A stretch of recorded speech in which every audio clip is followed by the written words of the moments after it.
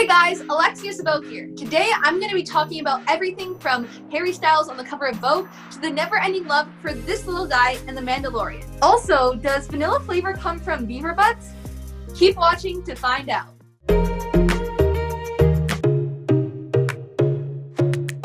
The name Harry Styles has been trending lately on social media. I hate to break it to you Directioners, but it's not because the band's getting back together.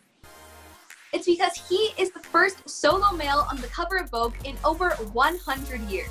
Harry Styles has been known to use fashion in the past to break gender norms. Some people really don't like it, while others, like fellow celebrities, have been cheering him on. One of my friends, she loves it so much, so she's gonna, when she sees this video, she's gonna scream at me at school.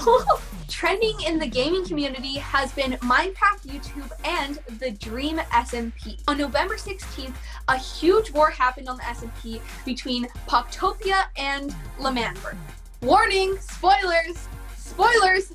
Spoilers ahead! Here are some main points that you need to know about the war. First of all, Dream said that there's a traitor on Poctopia's side. Obviously, this caused a lot of debate on who's the imposter. The fighting and chaos happened, but it was cut short because Dream surrendered and then Jay Schlatt died of a heart attack. With Jay Schlatt's death, Tubbo became the new president of Lemandberg. You might have thought, well, that was too easy. Enter Wilbur. He took this opportunity to blow up Lemandberg, something he's always wanted to do. Although Lemandberg was destroyed and all this chaos happened, Tubbo is still determined to rebuild Lemandberg and the whole server. We definitely need to keep an eye on this story to see how it plays out. Trending on TikTok, people have been reacting to finding out that an ingredient in certain vanilla flavors comes from beaver butts. Guys, we need to get the facts straight here. This ingredient is an oily goo called castoreum. Although humans rarely use it, it can be substituted for different vanilla scents, vanilla flavors, and things like vanilla ice cream. For the second time, The Mandalorian has made it onto our roundup because people can't stop talking about the show. A Baby Yoda doll even made it up to the International Space Station last week with the first SpaceX taxi crew. Oh my god, that is so cute. Canadian actor Paul Sun-Hyung Lee, who you might know as Appa from Kim's Convenience, guest starred on one of the recent episodes of The Mandalorian. I got a chance to talk to him about his experience.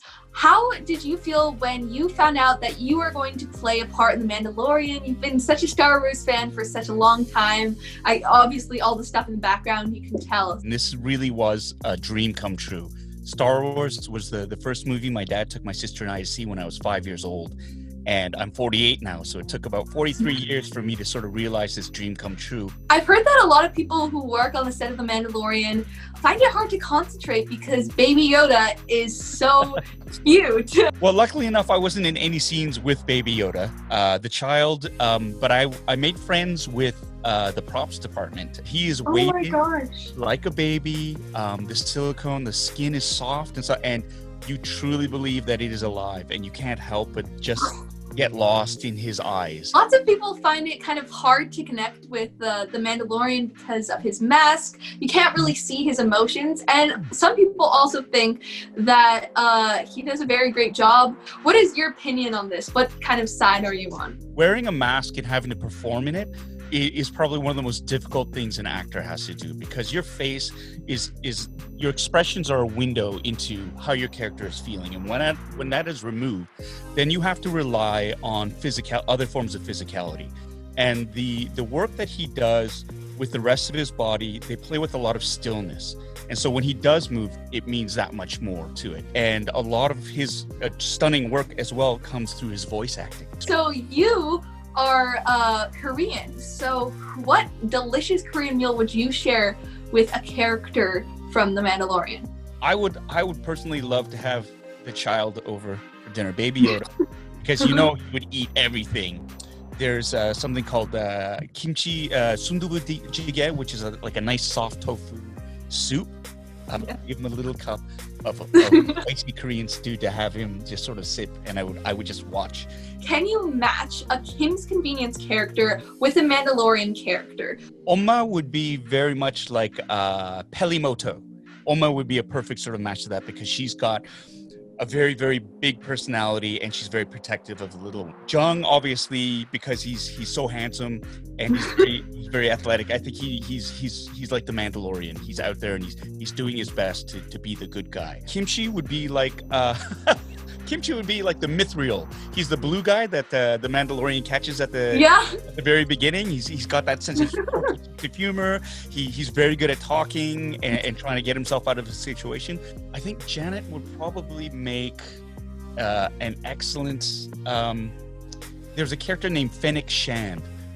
She was a bounty hunter, and I think that would be her because I think Janet is smart enough to sort of get out there and be on her own and be easily underestimated, and she would surprise a lot of her opponents. That would be the Carl Weathers character because he's kind of like he's like the head of the Bounty Hunters Guild, very big, very much larger than life, but really he's kind of not as big as he thinks he is. Another episode of Hey Alexia, what's trending in the bag?